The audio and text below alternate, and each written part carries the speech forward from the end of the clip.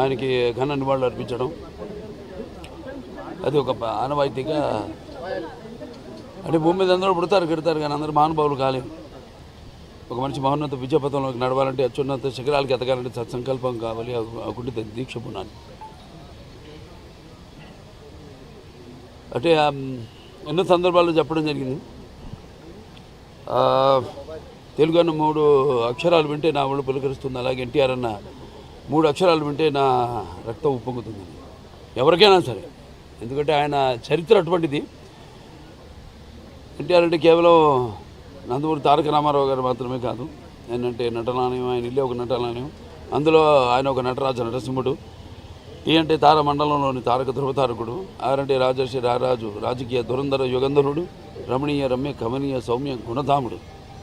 అందుకే ఆయన అందరి గుండెల్లో నిండుగా మెండుగా ఉండి నేను ఎప్పుడు మీకు అండగా ఉంటానని చెప్పి సినిమాల నుంచి అటు రాజకీయాల్లోకి వచ్చి ఒక సంచలనం సృష్టించి తెలుగుదేశం పార్టీని స్థాపించి, ఇవాళే కాదు సూర్యచంద్రులు ఉన్నంత వరకు, మన తెలుగు జాతి ఉన్నంత వరకు ఆయన అందరికీ ఆరాధ్యుడు అయ్యాడు. ఆయన